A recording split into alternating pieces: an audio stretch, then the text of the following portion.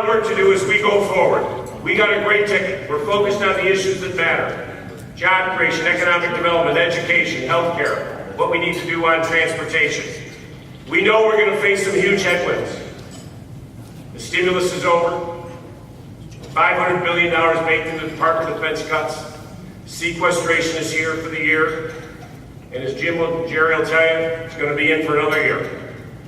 Another $57 billion in cuts. Jim Moran hosted a dinner for me the other night with some of the biggest contractors in Virginia, some of our biggest defense contractors. It was a chilling dinner. They talked about what another year of sequestration will mean for Virginia. One of our biggest employers said, Terry, I'm going to have to cut 12% of my workforce. So the challenge for the next governor is how do you grow, how do you diversify, how do we replace those military assets? We're still going to be one, but the denominator is going to be smaller. How do we make sure that we are the leaders in cybersecurity, nanotechnology, bio-life sciences? And that's the challenge for the next governor. And that's why I'm excited to run for governor. I have been in business for 42 years. Dick Saslaw's right. I did start my first business at 14. I had to, because I was going to have to help pay for college, or I wasn't going to be able to go to college. I speak for every middle-class person out there who grew up struggling, fighting. This is what this fight is all about. There is a real distinction between the candidates running for governor and attorney general and lieutenant governor. I want to bring those years of business experience. I started out doing driveways at 14. I was doing parking lots by I was 15, had a big old truck. Heck, I didn't even have a driver's license yet. But you know what? I was an entrepreneur. You want a governor who has been in business, who has tried many different things. Risk is inherent in our economy. You got to understand the ups and downs. Sweating out a few payrolls. Worried about if your employees are going to be paid. Taking loans out to do that. You're going to get knocked down in business. You're going to get knocked down in life. But it's getting back up that next day. Dusting yourself off, as Virginians you have to do every single day, getting back in that arena. And that's what we need in our next governor.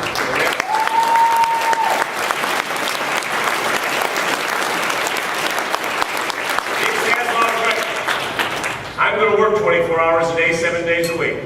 I love to work. I love people. I always say sleep when you're dead.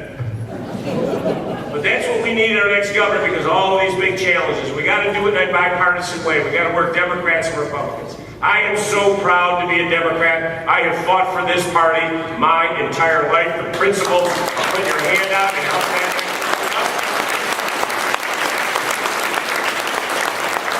And it's working in a bipartisan way to get things done. As Dick mentioned, it has been extraordinary that the Republicans who endorsed our candidacy. Many Republicans who have never endorsed a Democrat ever before. I am so proud for the first time ever, the Fairfax Chamber of Commerce endorsed a Democrat for governor.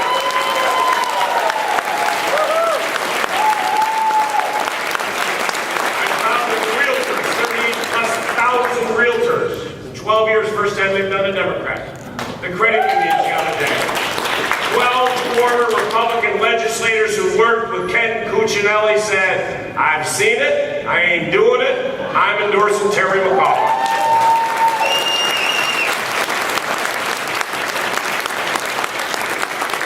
Just the other day, Mayor Will Sessions, the mayor of the largest city in Virginia, has never endorsed a Democrat in his life. He said, you know what? This is about bringing folks together. Our challenges are way too big. And he endorsed me. What happened? He was immediately asked to resign from the Republican Party. A man who has fought for the Republican Party his whole life. And he called me up after and said, you know what, Terry? I am proud to stand with you because you will bring us together again. The first time ever, it's never happened before. 6 of the 7 mayors in Hampton Roads have endorsed a Democrat. This has never happened. And I'm going for all 7. I'm working that last one, I promise. But you know what? These are what we have to do. I'm excited. But then again, I'm always excited. But we have to come together to meet the challenges. As governor, compete against 200 nations around the world and 49 other states. We've got to do it together. Democrats, Republicans, and independents. That's why I am disgusted with the government shutdown. The idea that the Tea Party could use a government shutdown as an ideological bargaining chip, which hurts so many Virginians. Just today, I toured another facility, small business.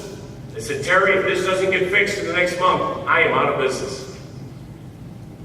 Right in Tyson's Corner last week, I visited the largest Hispanic technology firm in the United States of America. 200 of his employees, 90% of his employees are sitting at home today. He said, Terry, I got 2 months. I'm the fastest growing. You sit in this conference room, there's all these plaques, Fortune, Forbes. The woman's business I visited today, 40 under 40, she was just in Fortune magazine. But Tony told me the other day, he said, Terry, I got 2 months or I'm out of business. Folks, this is real stuff. And just Saturday night, the architect of the shutdown, Senator Ted Cruz from Texas, came to Virginia. Now, I want you to know, he was at the convention center in Richmond. I was 3 blocks away with 5,000 African Americans at the 2nd Street Festival. I got the better end of that, let me tell you that.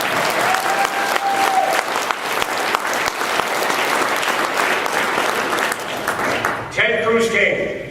This was an opportunity to stand up and be accountable. Ken Cuccinelli had the opportunity to tell his allies in the Tea Party to stop it, to stop using a government shutdown as a bargaining chip. The stories came out after that he had a secret meeting in back. But Ken Cuccinelli did not stand up that night. His voice was silent. He was silent for all the Virginians who were being hurting today. And that's a real difference in this election. But it's not only on the shutdown. I've got to work with Jim Moran and I've got to work with Jerry Connolly, but I got to work with Eric Cantor and everyone else in the sequestration issue. We got to do this together. This isn't Democrats, Republicans, this is Virginia. This is our future.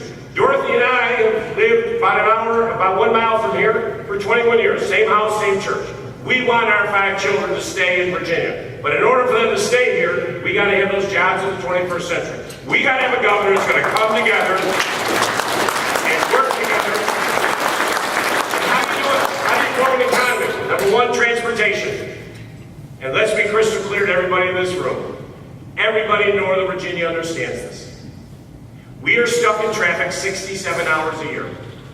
We waste $1 billion in Northern Virginia. Stuck in traffic.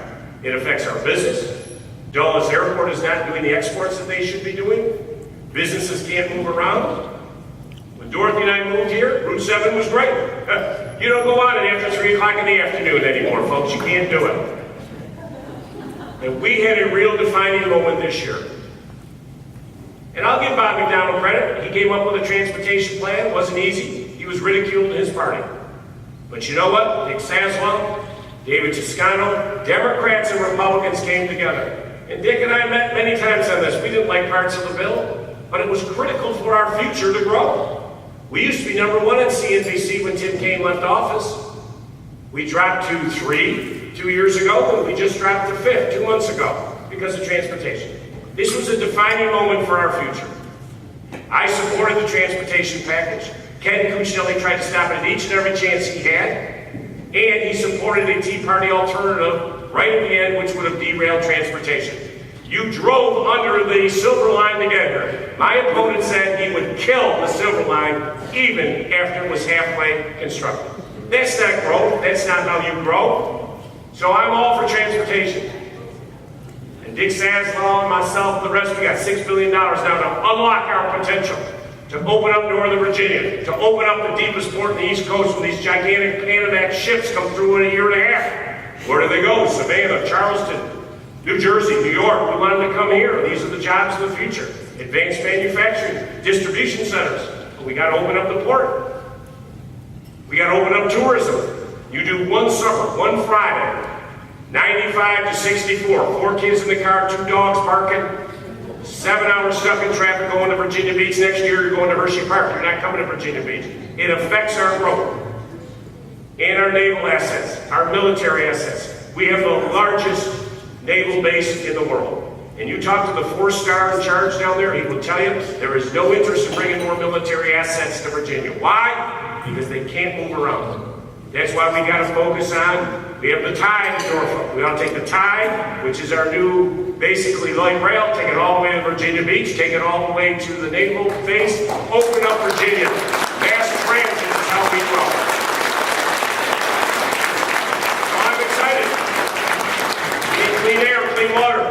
Dominion just got the lease. Let's make sure that we get those new wind turbines off the coast of Virginia Beach on renewable energy, so that we're a leader here in Virginia. And along the way, let's make sure we're making the turbines, the blades, the rotors, and the poles ought to be manufactured in Virginia. Those are the jobs of the future. We're the only state without a mandatory renewable energy standard in the entire Mid-Atlantic region. You can't grow and bring business here. We got to fix that. We got to get in the game on these types of things. I talk about education. And when I talk about education, I don't say K through 12. I talk about pre-K, early childhood development.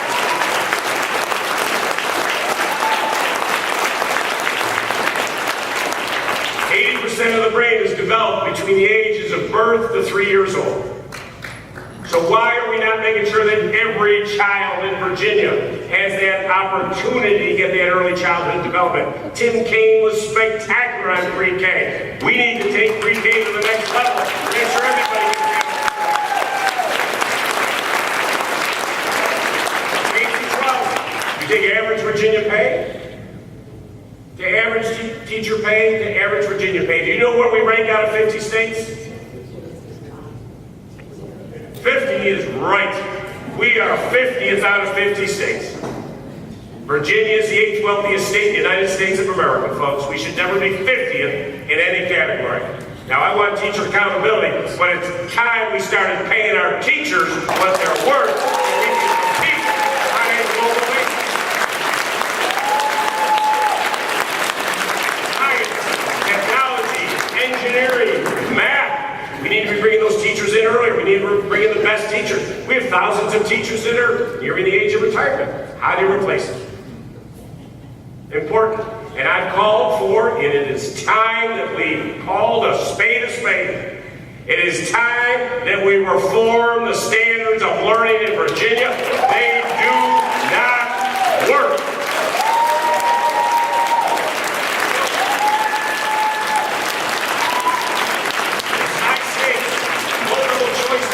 End of the year. You want teacher accountability? We don't have teacher accountability. Teachers get judged and students are passing the SOLs. It's not their fault. They're teaching to tests. Our students are learning memorization. Is that developing the mind? Is that critical reasoning? Is that cognitive thinking? No, of course it's not. I think it's important that we memorize the date the man landed on the moon. But you know what? I'd rather have a short essay from our students talking about Walt's Island and how Virginia could be the leader in the space race. So they're thinking about what we need to be doing. And the hallmark of our campaign has been community colleges, folks. They are the engines of workforce development. We want to bring your business to Virginia. We all look at our community colleges. 3 out of 5 of our community colleges. 3 out of 5 of our higher ed students goes to a community college. Spectacular. We have a community college within an hour's drive of every single student. They're the affordable choice for many of our students to get to the higher ed level. But you know what? When Tim Kaine left office, our contribution was $4,400 per student. You know what it is today? It's $2,500. We've cut it by 40%. Well, as governor, you want me to travel the globe and bring business here? We got to make sure we're doing what we need to do at the community college level. You look at the rural horseshoe. It's all important. We're all in the Commonwealth. The rural horseshoe today, the northern neck, south side, southwest, and up through the valley. It's a quarter of our population, Virginia, 2.1 million people. Today, 25% of our students in the rural horseshoe do not get out of high school. And if the rural horseshoe were its own state, we'd be 50th out of 50 states for bachelor's degrees. So how do you bring a business in? You can't. So we got to get in that education earlier. I talk about broadband access.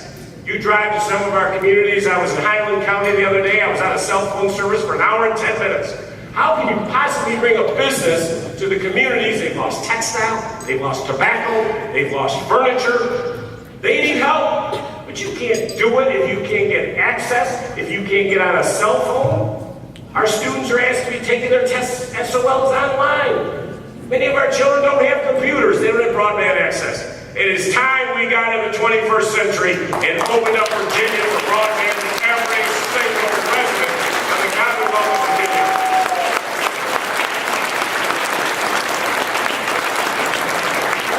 Last thing I want to say, there's a real difference in this race, and one of the main reasons we need to get folks to come out and vote. And I think it's important you ask me, Terry, how are you going to pay for this? I think it's important you ask politicians that, because as you know, my opponent has proposed a constitutional amendment to allow public school funds to be taken out for private schools. Let me be crystal clear. When I'm governor, Dick Saslaw's leader, and David Toscano's speaker, not one penny will come out of our public schools. I promise you that.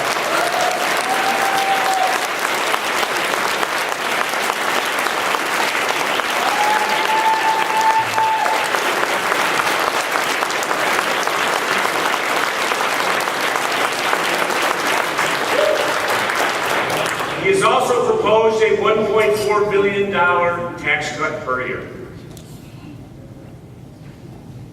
Now, I'd like to stand here today, folks, and promise you $1.4 billion tax cuts a year. I'd love to do that. It's fiscally irresponsible.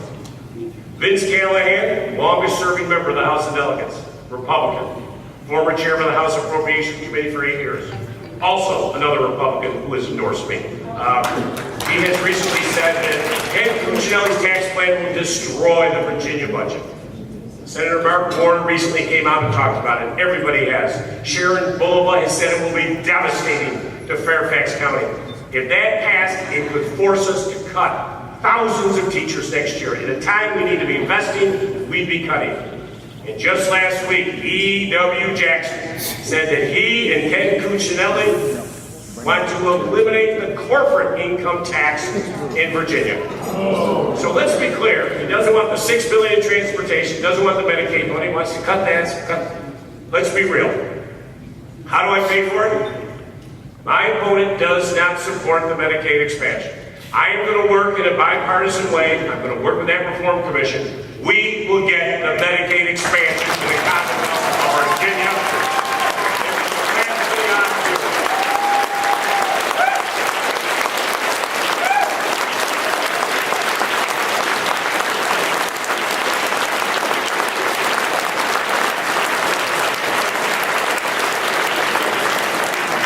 Although 400,000 Virginians will get access to quality, life-saving care next year. 400,000 folks who desperately need it. But let's also remember, folks, it's morally, socially the right thing to do. This is our money. As Lieutenant Governor Bill Bowling, who supports it, as does the Virginia Chamber of Commerce, the Fairfax Chamber, and all, every mainstream business leader, every hospital, every nursing home supports this. It's our money coming back to us. The law of the land today is healthcare has passed and the Supreme Court has upheld it. So we're going to pay our federal taxes in. Why would we possibly not, over the next 7 years, bring $21 billion back in the Virginia economy, roll through our economy, help 400,000 Virginians, create 33,000 new jobs in the healthcare field, use this money for efficiencies, cost effectiveness, and everybody should understand, as recently as I know them, and they will tell you, as every hospital, if we don't get this Medicaid expansion, hospitals will close. $190 million of reimbursable federal dish payments, disproportionate share payments, they are ending. So today, low-income individual goes to a hospital to get reimbursed by the federal dish, it's ended. So our hospitals, rural hospitals, could close.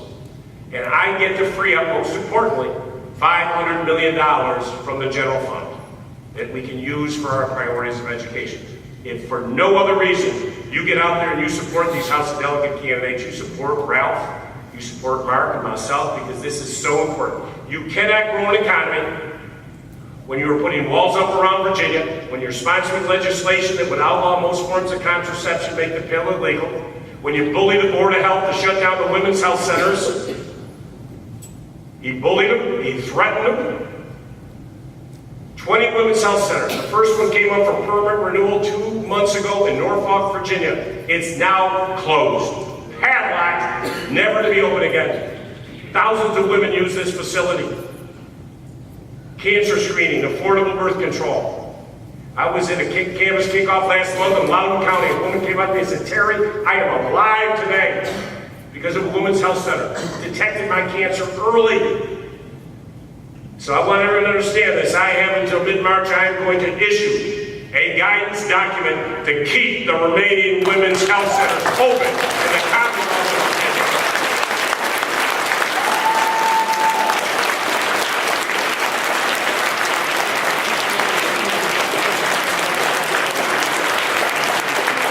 You cannot grow an economy when you refer to gay Virginians as self-destructive and soulless human beings. Who talks like that?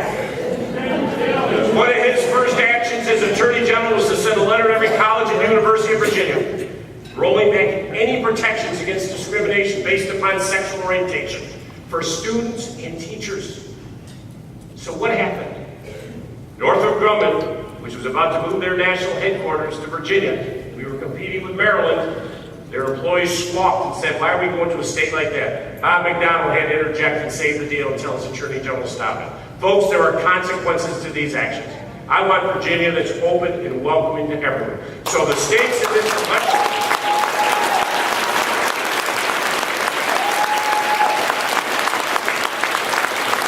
Executive order number 1 from Governor McAuliffe will be the same one that Tim Kaine did. No discrimination in the state workplace based on sexual orientation.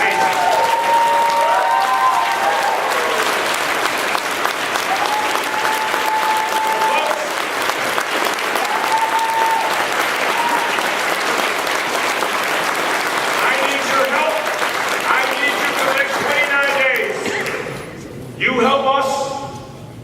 I promise you, you'll have 3 of the hardest working folks you've ever seen in the greatest House of Delegates in the state Senate. We will be working around the clock. We need to make sure. I need that intensity. I remember last year I went to Montrose Elementary School in Henrico County. The Obama campaign said, Terry, go out. There's so many people in line, we don't want them to leave. And we went out about 7 o'clock. It was dark and it was cold. We handed out hand warmers and hot cocoa and all that. They stayed in line for hours. Families with little kids. Not one person left the line. We need that intensity again. And that's what this election matters. This is a tough business. And everybody said, oh, Terry, you get attacked. It isn't about me. I got a great life. Don't worry about me. I can take a couple tough ads. I'm a kid who was a scrapper from when I was born. When I was born, I was 6 weeks early. They pronounced me dead 3 times. And when I came alive and made that first yell, I never stopped talking. I kept on talking.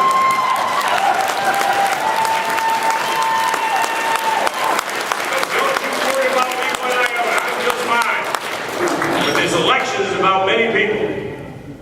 Many of the people who served our tables tonight. Many people in the Commonwealth of Virginia never had an opportunity to come to a dinner like this. LeVar and I the other night, we were at Doma's Chicken and Waffles in Roanoke. Great restaurant. Waitress recognized me. She came over to me and said, you know, Mr. McAuliffe? She said, my sister is severely disabled. We've had home health care for her. No institutions will take her. I provide for my sister. She has just lost all of her benefits last week. She looked at me with tears in her eyes. And she said, Terry, who's going to take care of her? I have to work here. Jim Moran last year and I were doing an Obama event in Arlington. And a woman came up to me, Ann. She said, Terry, I've lost all my savings. She said, I haven't had a job in 3 years. I just lost my house. What am I going to do? Folks, this election is about the Gigi's and Roanoke and the Ann that we saw in Arlington. This is our time. we can change the course of Virginia for many years to come. I need you for the next 29 days. You give me 29 days, we're going to give you 4 of the greatest years you